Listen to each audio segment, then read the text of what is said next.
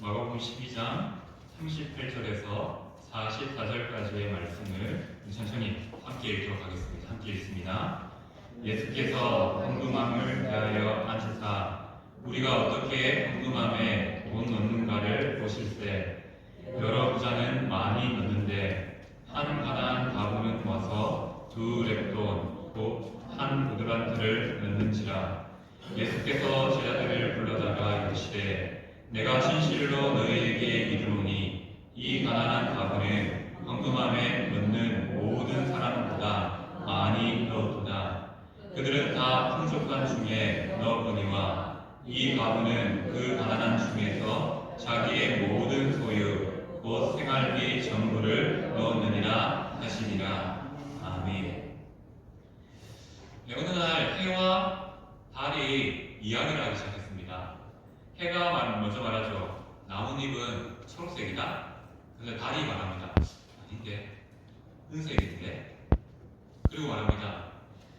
달이 다시 말할 때 사람들은 잠만 잔다 라고 말합니다. 그러자 해가 아니다. 사람들은 바쁘게 분주하게 매일매일 움직이고 있다 라고 말합니다. 결국 해와 달이 자신의 본 것을 가지고 싸우게 됩니다. 답이 나오겠습니까? 자신이 본 것이 진리라고 생각하기 때문에 자신의 의견을 주장하게 됩니다. 그런데 그때 마침 지나가던 바람이 이를 보고 둘 다 쓸데없는 싸움을 하고 있다라고 말하게 됩니다. 그리고 둘 다에게 그 이야기가 맞다라는 사실을 전해주게 됩니다. 여기는 해와 달과 같이 어떻게 보면 쓸모없는 일에 우리의 많은 것들을 투자하면서 관심을 가지고 고민하고 그렇게 논쟁하고 있지 않는지를 보게 됩니다. 그리고 우리는 항상 자신이 가진 관점이 옳은 것처럼 생각하면서 끝까지 우기거나 주장하지는 않는지를 돌아보게 됩니다. 의외로 우리의 판단과 기준이 바르지 못한 경우가 허다합니다. 왜냐하면 우리는 눈에 보이는 것만 보고 오해하기 쉬운 존재들이기 때문이죠.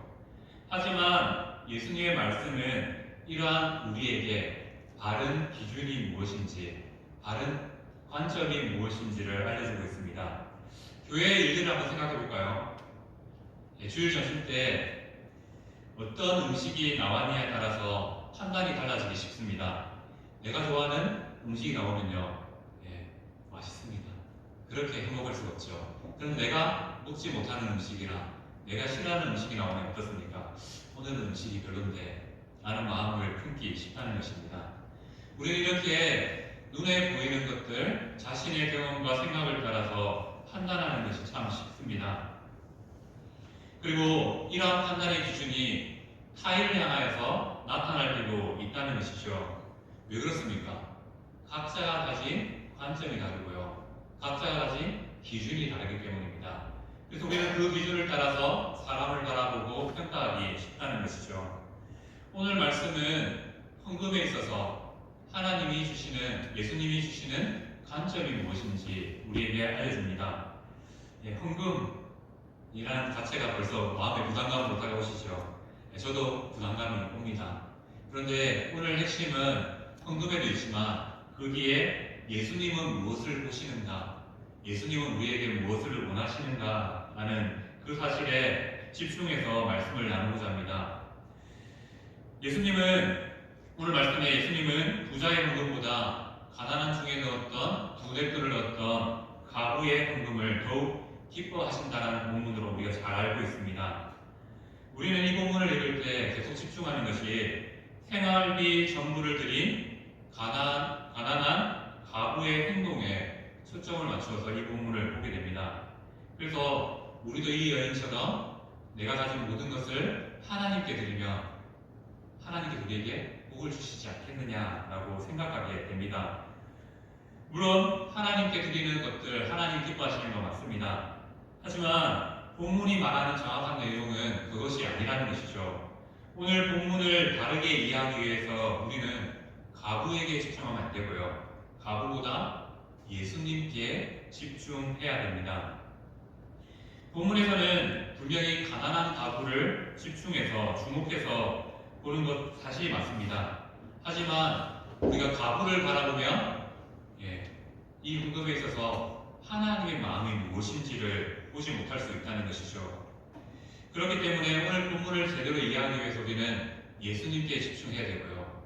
예수님은 왜 이러한 이야기를, 이 헌금의 이야기를 다루는지를 생각해 보아야 됩니다. 이를 이해하기 위해서 우리는 바로 앞에 있는 말씀, 2절의 말씀을 보아야 됩니다.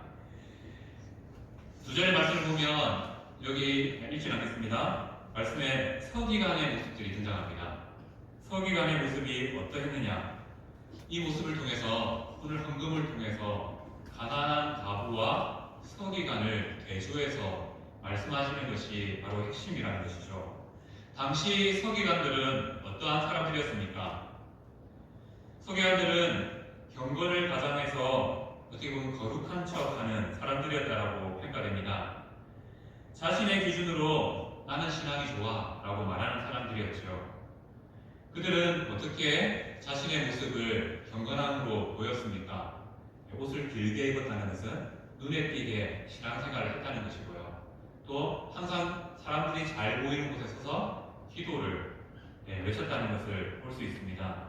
그뿐만 아니라 모습의 하나하나를 통해서 나의 겉모습을 통해서 나의 신앙을 알아주기 바라고 나의 모습을 좋게 평가해 주기를 바라는 그러한 모습이었습니다. 하지만 그의 겉모습은 그랬지만 마음속으로 들어가면 어떻게 됩니까? 40절 말씀처럼 그들은 가난한 가부의 재산을 삼키려고 하는 탐욕스러움이 있는 자들이었다라고 말씀하고 있습니다. 그리고 하나님께서는 이러한 서기관들의 교만한 모습을 심판하실 것임을 말씀하고 있습니다. 서기관을 향해서는 심판을 선포하시지만 그에 관해 예수님은 가난한 가부를 인정해 주십니다. 바로 본문은 가난한 가부를 부각시켜 주고 있습니다. 하지만 계속해서 말씀드리는 것이지만 가부에게 집중하면 예수님의 마음이 무엇인지를 우리는 놓칠 수 있다는 것이죠. 본문에서 가부가 강조되고 있지만 본문의 주인공은 바로 예수님이시라는 사실을 통해서 우리가 함께 말씀을 살펴보고자 합니다. 41절 말씀을 보면 이 이야기의 주인공이 예수님이라는 사실을 단번에 깨달을 수 있습니다. 왜 그렇습니까?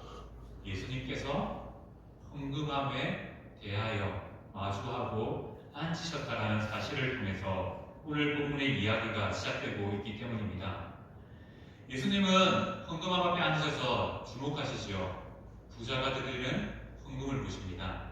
그리고 가난한 가부가 드리는 헌금을 보고 계십니다. 그리고 예수님께서는 이 헌금에 대해서 직접적으로 평가하고 계시다는 것이죠. 우리가 기억해야 될 것은 우리의 시각도 참 중요하겠지만 우리의 시각보다 예수님의 시각, 예수님의 관점이 무엇인가를 보아야 됩니다. 우리는 말씀에서 가부가 어떻게 했는지를 보는 것이 아니라 예수님께서 어떻게 하셨는지를 보아야 된다는 것이죠. 예수님의 행동을 중심으로 살펴보면 예수님은 성전에 있는 헌금함이 있는 그곳에 앞에 앉으셨다는 것을 알 수 있습니다. 오늘 읽지 않았지만 마가복음 14장 1절 말씀을 근거하러 해볼 때 아마도 예수님께서 성전에 가셨을 때는 6월절이라는 절기를 며칠 앞둔 그 시기에 이 장소를 방문하였고 이 사건이 일어났다는 사실을 알 수 있습니다. 자, 예루살렘 성전은 구분되어 있습니다. 어떻게 구분되어 있습니까? 이방인들이 들어갈 수 있는 이방인들이 있고요. 그리고 유대인의 여성들이 들어갈 수 있는 여인의 뜰이 있습니다. 그리고 이스라엘의 남자만 들어갈 수 있는 이스라엘이라는 뜰이 있습니다. 그래서 여인이 갈 수 있는 곳, 이방인이 갈 수 있는 곳, 이스라엘 남자가 갈 수 있는 곳이 구분되어 있다는 것이죠. 특별히 이 헌금함은 어디에 있었냐면 이스라엘 사람들이, 이방인이 들어올 수 없는 이스라엘 사람들이 자유롭게 다닐 수 있는 여인의 뜰에 있었습니다. 여인의 뜰은 여인과 남자가 함께 들어갈 수 있는 장소였다는 것이죠. 그리고 유대 전승에 따르면 이 성전에는 13개의 나팔 모양의 황금함이 있었다라고 말씀하고 있습니다. 예수님은 바로 그 중에 하나의 황금함 앞에 앉으셔서 황금함을 주목하고 계신다는 것이죠. 그리고 우리가 기억해야 될 것은 당시 황금함은 동전을 가지고 드립니다. 동전을 가지고 드렸기 때문에 어떤 일이 일어날까요? 나팔 모양, 두 가지의 주장이 들어요. 나팔 모양 이렇게 된 황금함이다 라고 말하는 주장이 있고, 그리고 이렇게 밑으로 퍼진 위 입구가 좁은 황금함이라는 주장도 있습니다. 정확하게 무엇인지 저는 못 찾겠더라고요. 챗GPT한테 물어봐도 사실은 정확하게 이게 어떤 모양인지는 왜냐면 남아있지는 않은데 전해지지 않기 때문에 나팔 모양이다 라고만 전해지고 있습니다. 아무튼 이 모양이든 상관없이 동전을 넣으면 어떤 일이 일어납니까? 쨍그랑 소리가 납니다. 그렇기 때문에 부자들은 항상 많은 동전을 들고 와서 짜자자자자자자 하는 소리를 내죠. 그리고 가난한 사람들은 소리가 날까봐 겁이 나죠. 그러면서도 이거 사람들이 알면 부끄러운데 라는 마음으로 그렇게 황금하게 됩니다. 왜 그렇게 만들어진지 모르지만 황금함 자체가 사람을 주눅들게 만드는 형태의 모습을 갖추고 있었다는 것이죠. 자, 우리가 이러한 모습을 또 기억할 게 있습니다. 천주교가 한참 타락해서 종교개혁 전에 어떤 일이 했습니까? 면죄부라는 것을 팔았습니다. 돈을 내면 죄가 용서받는다. 그들의 주장이 뭐였냐면요, 황금함에 들어가는 공경 소리, 쨍쨍쨍하는 그 소리가 우리가 구원받는 증거가 된다. 그래서 헌금 많이 하면 구원받는다 라고까지 주장하는 그런 주장이 나타났습니다. 아마 당시 성전에 있던 헌금함에도 같은 의미를 부여하지 않았을까 생각합니다. 부자들은 많이 넣음을 통해서 나는 이만큼 하나님을 사랑하고 하나님의 복을 받고 구원받은 자다라고 생각했을 거고요. 또 적게 넣는 자들은 그만큼 또 주눅들어서 부끄럽게 여기는 모습들이 나타났을 것입니다. 예수님께서 그러한 모습 가운데 헌금함 앞에서 주목하고 계시죠. 무리가 어떻게 헌금하는지를 주목하고 계십니다. 41절 말씀을 보면 바로 보실새라는 단어가 등장합니다. 이 보실새는 주의 깊게 바라보다 라는 의미를 담고 있습니다. 예수님께서 짓궂 지은 것 같기도 하고요, 헌금함에 헌금하는 사람들을 주의 깊게 바라보고 계신다는 것이죠. 안 그래도 사람들이 헌금 들 때 자랑하고 싶고 또 주눅들기 쉬운 환경인데 예수님은 그러한 헌금하는 사람들의 모습을 바라보고 계시다는 것이죠. 예수님은 두 부류의 사람을 보게 됩니다. 부자들과 가난한 가부를 주의 깊게 살펴보고 계십니다. 그리고 제자들을 불러 모아서 제자들에게 말씀하시죠. 우리 43절, 44절 말씀을 보면 이렇게 바라보신 내용들을 평가로 제자들에게 말씀하십니다. 우리 34절, 44절 말씀을 우리 함께 천천히 한번 읽어보겠습니다. 내가 진실로 너희에게 이르노니 이 가난한 가부는 헌금함에 넣는 모든 사람들보다 많이 넣었도다. 그들은 다 풍족한 중에 넣었거니와 이 가부는 그 가난한 중에서 자기의 모든 소유 곧 생활비 전부를 넣었느니라. 이렇게 말씀하십니다. 본문을 통해서 알 수 있다시피 예수님은 왜 헌금함에 주목하셨냐면 제자들에게 무엇인가를 가르치기 위해서 이 헌금함에 집중하고 계셨다는 사실을 우리는 알 수 있습니다. 그리고 오늘 말씀에 보면 진실로라는 이 단어가 등장합니다. 예수님께서는 중요한 말씀을 하실 때 이 진실로라는 말씀을 사용하십니다. 바로 오늘 살건이 예수님께서 제자들에게 가르치기 위해서 중요한 말씀임을 말씀하고 있습니다. 그리고 이 진실로라는 이 단어는 우리가 잘 알고 있는 단어입니다. 무슨 단어냐면 아멘이라는 단어입니다. 바로 아멘 내가 너희에게 이르노니 라고 말씀하시는 것이죠. 아멘은 우리가 기도나 찬송의 뒤에 자주 붙이는 말입니다. 그런데 예수님은 아멘으로 오늘 이야기의 해석을 시작하고 계십니다. 아멘으로 시작했다는 것 자체가 바로 복음서 전체를 보면 내가 진실로 너희에게 이르노니 이 말이 의미하는 것이 무엇입니까? 이게 정말로 중요하다. 너희들이 분명히 기억해야 될, 제자들이 또 성도들이 기억해야 될 중요한 말씀이다라는 것을 말씀하고 있습니다. 그렇다면 예수님이 말씀하신 이렇게 중요하다라고 말씀하신 그 말씀의 내용은 무엇입니까? 가난한 가부는 누구보다도 많이 헌금함에 넣었다라고 말씀하십니다. 이 말 세상의 기준으로 보면요, 이해할 수 없는 말입니다. 마가는 분명히 부자는 많이 넣었다라고 말합니다. 그리고 가난한 가부는 2렙돈을 넣었다라고 기록하고 있습니다. 렙돈이란 단어가 의미하는 금액이 얼마인지 압니까? 한 사람의 노동자가 받는 품삯의 64분의 1에 해당하는 돈입니다. 현재 식으로 바꾸면 품삯을 10만 원으로, 요즘엔 더 주겠지만 10만 원으로 계산하면요, 한 렙돈은 약 1,500원에 해당하는 금액입니다. 가난한 여인은요, 6월절 절기 앞두고 있기 때문에 6월절 절기 헌금으로 3,000원 가량을 했다라고 볼 수 있습니다. 바로 우리의 식으로 바꾸면요, 부활절 감사헌금을 3,000원을 내었다라는 것입니다. 이 3,000원의 돈이 부자들이 헌금한 돈과 비교될 수 있겠습니까? 금액적으로 우리는 비교할 수 없습니다.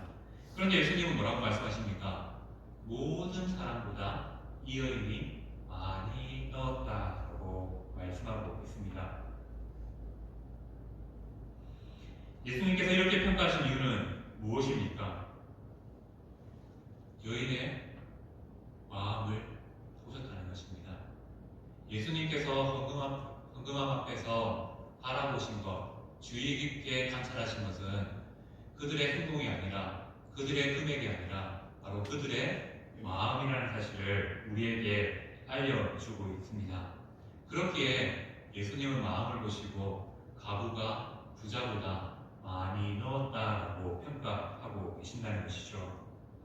예수님은 헌금에 있어서 바로 드리는 자의 마음을 보신다는 사실을 또 말씀하고 있습니다. 또한 그 뒤에 있는 헌신을 보신다는 것이죠.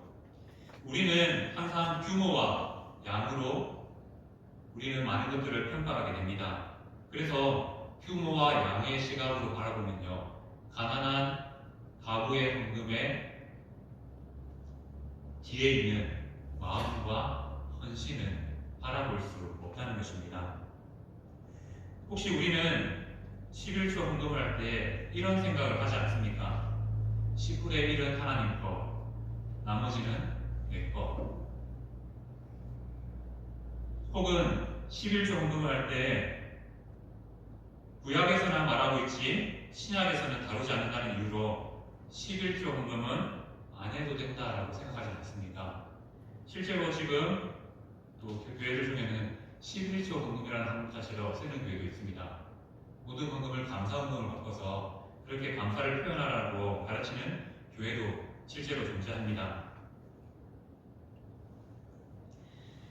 11조 헌금에서 말씀드려서 죄송합니다. 부담감을 드려서 죄송합니다. 하지만 하나님의 말씀을 잘못 이해한 거라고 볼 수 있죠.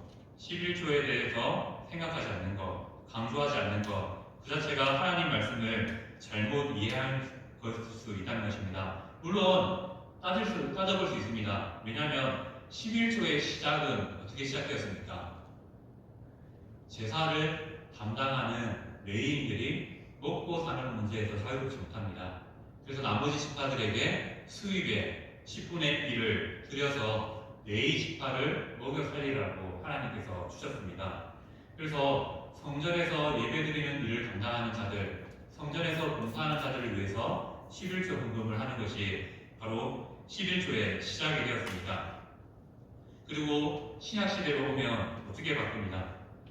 신약 성경에서는 11조를 강조하지 않습니다. 11조를 드리라는 말 자체가 나타나지 않습니다. 그렇다면 우리가 어떻게 생각해 볼 수 있겠습니까? 신약 시대를 살아가는 우리는 11조를 드리는 게 바를까요? 아니면 드리지 않는 게 바를까요? 아마 이 자리에 앉아 계신 분들은 다 11조를 드리는 것이 바르다라고 생각하실 것입니다. 물론 신약에서는 11조를 강조하지 않습니다.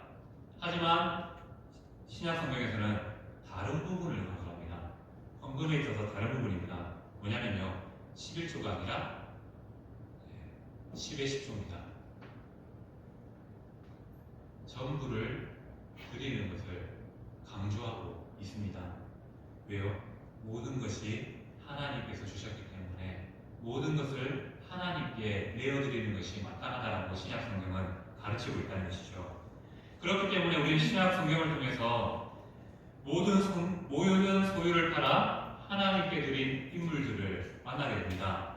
사도행전 5장에 보면 아나니아와 삽비라가 자신의 소유를 팔아 하나님께 모든 것을 드릴 것을 다짐했지만 일부를 숨겨서 죽어버린 사건들을 기억합니다.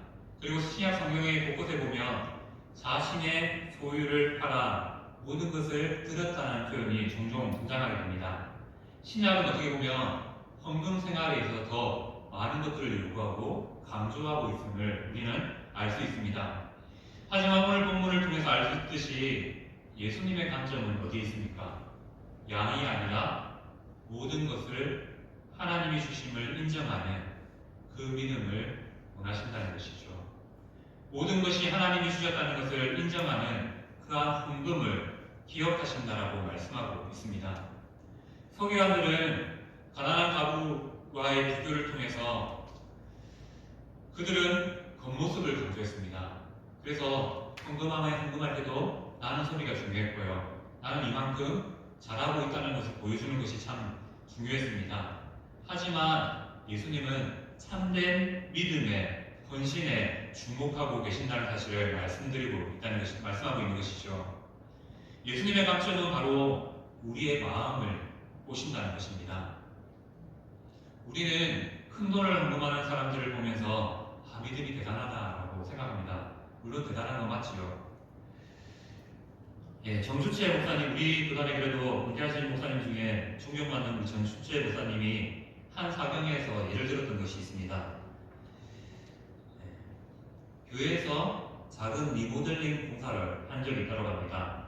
그래서 성도들이 좀 많은 관심을 가지고 헌금해 주길 바라면서 또 그렇게 기도했다고 합니다. 그런데 한 성도가 이야기를 하는 겁니다. 그 주간에 내가 우리 집에 리모델링 하는데 수억을 들여서 우리 집을 예쁘게 만들었다라고 말하는 겁니다. 그래서 정신 목사님이 어떤 마음으로 살펴봤는지 모르겠지만 그 성도가 얼마를 헌금했는지 살펴봤답니다. 근데 너무 금액이 작은 겁니다. 마음을 상한 거죠. 하나님의 교회를 위해서는 이 작은 것도 내어놓지 못하는 안타까운 성도를 바라보면서 중심이 어디 있을까? 그의 마음 가운데 하나님이 중심이 있을까라고 고민했던 적이 있다라고 얘기하신 적이 있습니다. 오해하지 마십시오. 하나님은 돈이 없는 분이 아닙니다. 우리가 드리는 헌금이 하나님 입장에서는 의미가 없습니다. 하지만 우리는 착각하죠. 내 돈이, 내 헌금이 없으면 교회가 문제가 생기겠지 라고 생각합니다. 이거는 교만입니다. 만약 그렇게 생각한다면 이미 그 교회는, 그 성도는 중심을 잃은 신앙을 가졌을 가능성이 높습니다. 예수님은 우리에게 모든 것을 바치라라고 말씀하지 않습니다. 성도들이 헌금을 안 한다고 해서 하나님의 교회는 결코 망하지도 않습니다. 하지만 예수님은 오늘 본문을 통해서 이런 것을 요구하십니다. 하나님을 100% 신뢰하는 믿음. 하나님을 향하여서 헌신하기 원하시는 그 믿음을 원하신다는 것이죠. 물질로 드리는 헌금이 아니라 바로 우리의 믿음과 헌신을 요구하신다는 것입니다. 우리의 드림은 꼭 물질에 있지 않다는 것이죠. 헌금으로만 하나님께 드리는 것이 아니라는 것이십니다. 나의 헌신을 하나님께 드릴 수 있고요. 나의 시간을 하나님께 드릴 수 있습니다. 또 나의 노력을 하나님께 드릴 수 있다는 것이죠. 예수님께서 제자들에게 말씀하시는 것은 제자들의 모습이 화려하게 꾸며진 겉모습이 아니라 비록 초라해도 된다. 하지만 100% 예수님을 신뢰하는 그 믿음이 필요하다. 그 헌신이 필요하다라고 말씀하시는 것입니다. 이 자리에 앉아 계신 늘푸른 교회 성도님들, 우리가 가진 모든 것이 전부가 하나님이 주신 것임을 인정하십니까? 네. 성도님들, 이제 하나님께서 100%의 마음을 원하실 때, 헌신을 원하시는데 그 마음을 드릴 수 있으시겠습니까? 주님은 양과 크기에 감동하시는 분이 아닙니다. 진정한 마음, 진실된 마음을 기뻐하신다는 것이죠. 이러한 차원에서 좋은 예가 되는 이야기가 있습니다. 아프리카의 선교의 아버지라고 불리는 리빙스턴이 있습니다. 그가 어렸을 때의 사건이 좋은 예가 될 것 같습니다. 리빙스턴이 어린 마음에 교회에 나갔고 예수님을 믿게 되었습니다. 그리고 그의 마음 가운데 예수님을 더 알고 싶고 하나님을 알고 싶은 마음이 있어서 교회에서 개최하는 부흥회에 참여했다고 합니다. 어린아이가 나와서 참여해서 무슨 큰 것을 얻겠습니까? 라고 생각할 수 있지만 부흥회를 통해서 하나님이 주시는 마음의 감동을 잊게 되었습니다. 그리고 부흥회가 끝날 때 헌금 시간이 있었다고 합니다. 당시 그 시대에는 헌금함이 왜 그렇게 했는지 모르겠지만 접시 모양이었다고 합니다. 그래서 그 접시 위에 돈을 올려놓는 방법으로 헌금을 했다고 합니다. 그런데 어린 리빙스턴이 주머니를 들여도 나는 주실 수 있는 게 아무것도 없는 겁니다. 그래서 좀 어떤 행동을 하게 되냐면 남들이 이해할 수는 없겠지만 자신이 헌금함을 놓고요. 그 위에 무릎 꿇고 하게 됩니다.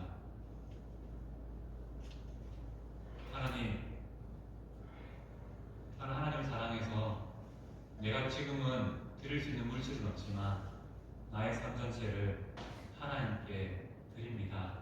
나는 결단으로 그 헌금함 위로 올라가는 결단하게 됩니다. 그리고 그는 이후 아프리카로 가서 아프리카 선교의 아버지라는 이름을 얻을 만큼 열심히 주를 위한 사역들을, 헌신들을 감당했다라고 우리가 잘 알고 있습니다. 오늘 이 이야기를 드리는 이유는 우리의 마음을 다시 한번 더 점검하자는 차원에서 드리는 겁니다. 헌금을 하십시오 라는 의미도 분명히 있습니다. 하지만 그것이 핵심이 아니라 우리의 마음을 점검하자, 하나님 앞에 우리의 마음을 점검하자라는 차원에서 이 말씀을 준비했습니다.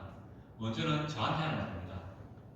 저한테 너는 하나님을 향하여서 100% 헌신한 마음으로 나아가고 있냐? 라고 저에게 질문해 보았습니다.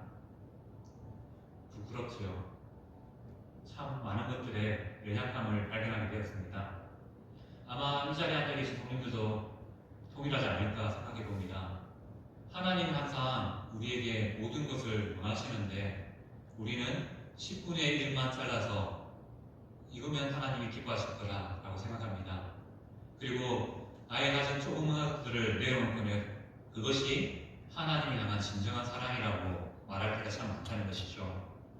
이 시간 말씀을 마무리하면서 이제 우리의 마음이 좀 달라졌으면 좋겠습니다.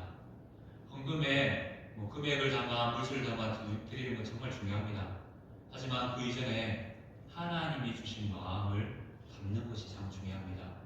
그래서 저는 헌금 시간이 이런 시간이라고 생각합니다.